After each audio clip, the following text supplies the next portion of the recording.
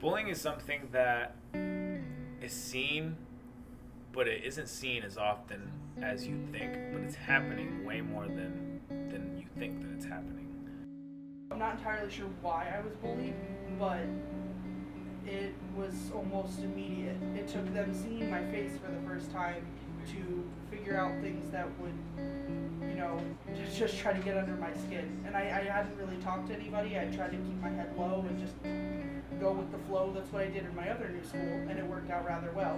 My job is to first of all find out what caused the situation, then of course counsel them through that they've done nothing to cause the perpetrator to do what they did to you, making sure that the perpetrator understands why what they did was considered potential bullying, and then leave it to the administrators to apply any kind of consequence according to the bullying law. It is so common that kids learn to ignore it, right? Kids nearby learn to not be aware, and they can be aware, but they can just ignore what's going on. It's not just a one-time thing. It's something that's happening over some time, and the deal is that there are students that notice it, right? But a lot of the students choose to just ignore it because the way that school and society has been shaped right now is everyone's on their own. We have a bullying policy that covers all of that law that has been put into place by the state of Indiana. So basically what we do is we have 3 steps to the bullying policy. I, as a counselor, believe wholeheartedly that a student ought to be given a chance to correct the behavior before a consequence is necessarily applied. So in a first situation that may be considered a bullying situation, I will call the students down, work through the situation as I mentioned before, but then warn the perpetrator. You're now receiving a warning that if I hear anything else of this nature, you will then be put on level 1 of bullying. If the perpetrator continues and another situation is brought forward, at that point at level 1, I again counsel the student through the situation.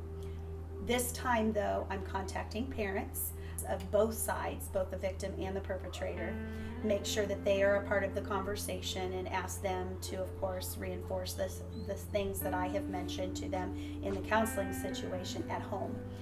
Then I make the documentation and alert administrators that I have placed someone on level 1. Really, after level 1, it really goes to a discipline situation and administrators take hold.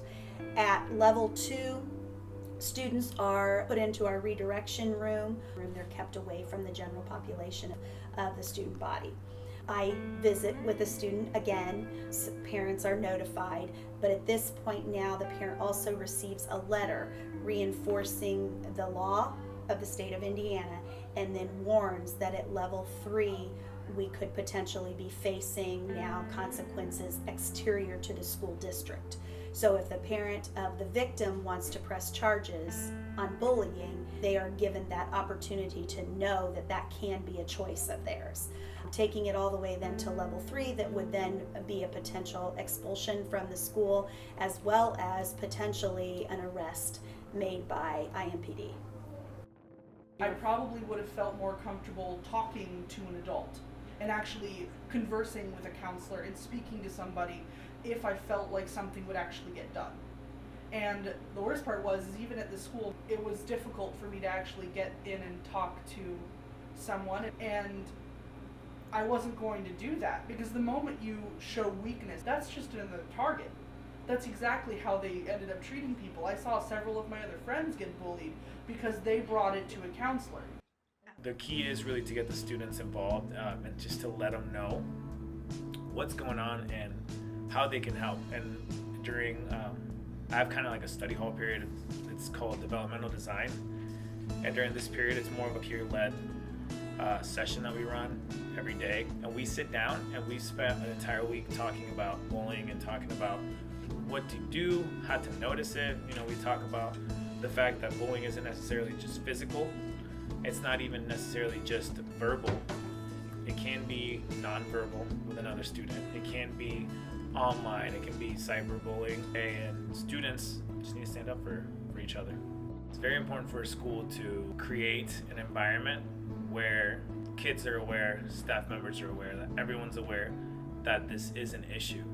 Our school systems are doing a great job starting the bully exploitation, right? Bully awareness. Doing Bully Awareness Month, doing multiple activities. I think that we need to keep that going, and we need to do it even more. I think it's important to do it as much as we can.